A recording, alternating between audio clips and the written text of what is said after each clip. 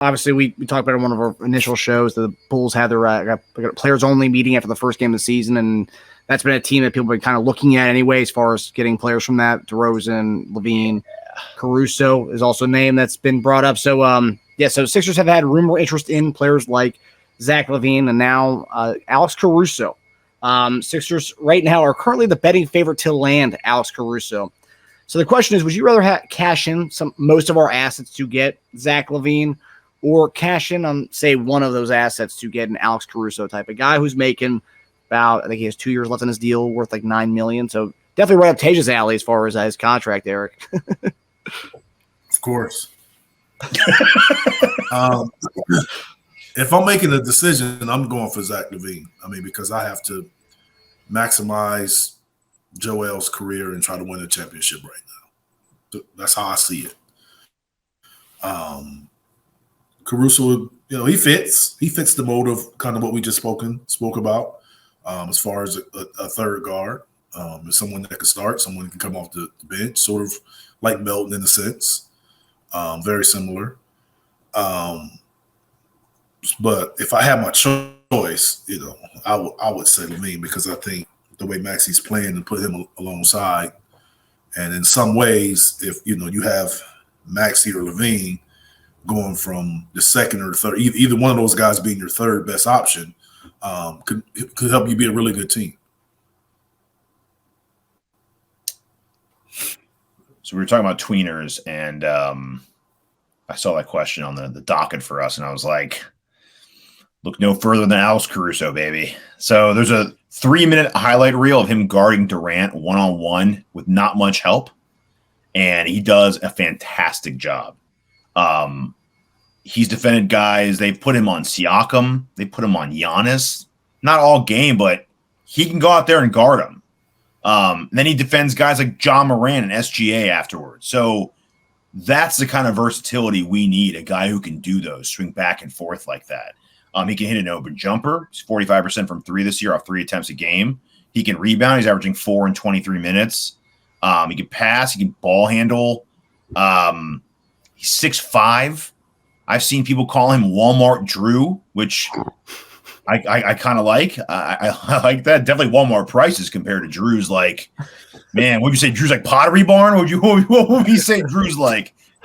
Like he's not Pottery Barn.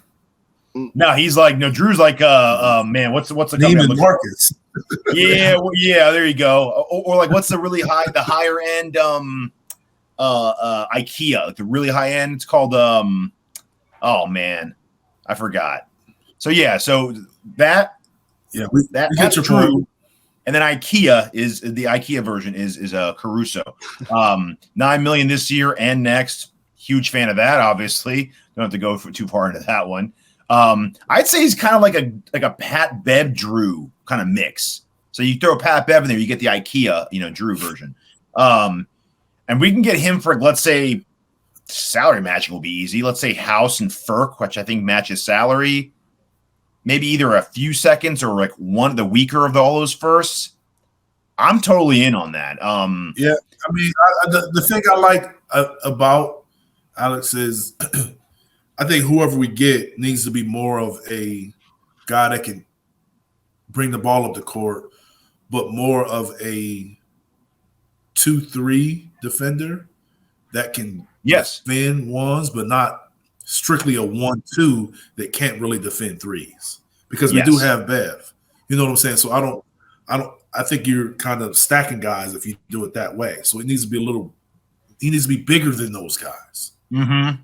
Mm-hmm. Or bigger presence is what I'm saying. But able to,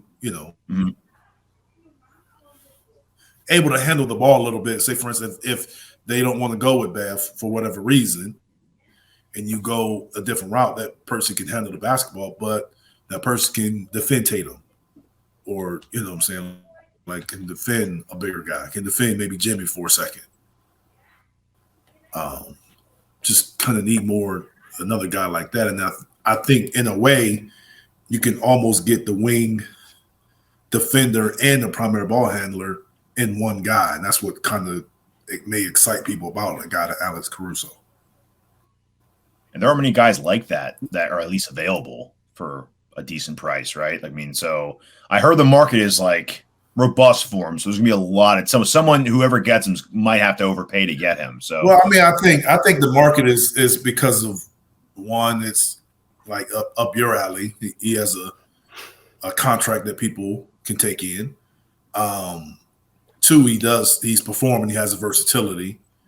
And then three, teams seem to know that Chicago is going to make a move eventually. Yep. So yep. Everyone's circling around the dying carcass. Yeah, kind of make a move. Yep. And heck, I mean, they're on the same team. So if we're doing a deal like that, you could try to get both. So that's not crazy. Like Caruso's salary is not so out there that, you know, and if they keep getting worse and if LaVine struggles at all, I mean, like his worth just goes down to the point where they can't be demanding all these first round picks from us anymore. So, you know, who knows? But back to your point about the size, because you have Pat Bev and Melton are both like what, 6'1" and 6'2". Caruso, you get kind of like a tweener there at 6'5". Yeah. Who can guard some of those bigger guys. So, hypothetically, if we were to give him Alex Caruso, would he'd be a starter for us? He'd be the starting two. Melton would go back to the bench, and he'd be our starting two, and then we kind of leave the Oubre. I can see it either way. Okay. I mean, I think that would be a coach's decision, but I could see it going either way. Yeah. By matchup. Yeah. Gosh. It'd be so deep. Because, I mean, because the fact that Furkan and House, I mean, they're still getting minutes in right now. I mean, I've seen some people saying it's too many guys getting minutes right now, which is funny because I'm starting to see that, like, oh, too many guys are getting minutes, whereas last year, you know, people were saying not enough guys were getting minutes. So, like, people are just never happy with the. Yeah, I mean, that's what, you know, if it was Doc making that decision, that it would be an issue. Yeah. First off. Yeah. But I mean, we talked about it before. Yeah, I'm just saying if it was Doc doing it, it would be the worst decision ever to play so many guys. That's just a real statement. And Nurse isn't there yet. No, yeah. People still trust. You know what I'm saying? So, yeah. So, I've said it before. They got to make a decision on who does. And it got some time because you got all these new players and everybody hasn't been there, and now you have a guy that was playing a lot out. So it may be a little longer before they can settle on who is going to be.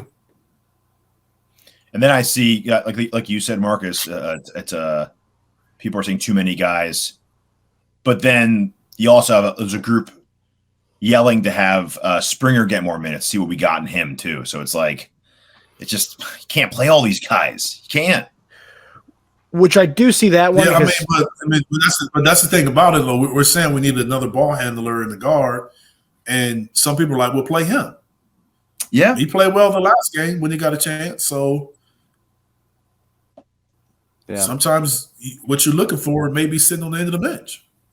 Yeah, he did provide some juice in that last game. But that's the thing, though. Like, I don't know. Some people are kind of speculating as to why. I mean, fans and different bloggers, but they're speculating as to why Furkan's getting so many minutes right now. Yes, we're down Oubre and Batum, but some of them are saying that some of the minutes that Furkan's getting, should be going to Springer or other guys on the bench. But is this, you see this more as we're trying to bolster his trade value, Eric? I mean, is that why sometimes if a guy has asked out 3 times, requested a trade, we haven't done it, but maybe now we're throwing him into other kind of offers and we're trying to get him more exposure? Is that what it is, or what do you think? It could be you're trying to move him. It could be, you know, you're speaking to someone that they want to see him play a little bit, to try to see what they're trading for. That's very possible. And I would probably lean towards that as far as the reason he's playing more so than they're trying to fit him into the rotation. I just don't see how they're going to put him in the rotation with the moves that they made and all the talk that we still hear about the team. I just don't see them being for a long haul having him in the rotation. So I would probably lean towards giving him some action to kind of be seen by someone. Mm-hmm. Yeah. Are you surprised that Marcus Morris's minutes haven't been that high? I mean, he barely gets any burn during these games, which has been kind of surprising so far. How? Yeah. I guess I'm more blown away at the fact that Furkan's getting so many minutes. And I'm like, wait, but a guy like Marcus Morris isn't getting like that much playing time. I mean, obviously different positions, but I mean, you get into them games, and I think, especially the last couple, that it's pretty much a close game or down or slightly up, and those minutes, you may have projections on your minutes how you want to do it. Then all of a sudden that changes in the flow of the game, and if they're playing Paul, and then Joel's minutes go up. Now Paul's minutes go down, and now you want to kind of balance that out. And I don't know. I mean, Bamba was playing early in the year, right? And then he hasn't played. Is he injured? I don't think so. I don't think he's on the injury report, unless they're doing the pull in the Bengals and not putting his name on there. Nice. Yeah, I'm just saying. So he's a big, and we don't play him. So, I mean, we do have a guy on the other side that they don't play. Yeah. I know Nurse said a few games ago he wanted to try to get Morris more minutes. He feels like he needs to play more. And he has. He's played 17 against Indianapolis or in Indiana, and then 8 minutes against Boston. So, yeah. He's minus 16 in those minutes, but whatever. Yeah, and I love the whole Bamba aspect because the whole offseason. Yeah. Morris is okay. Not for minus 16. I'm just asking. Man. I think his salary's like 17 mil. For minus 16? Shit.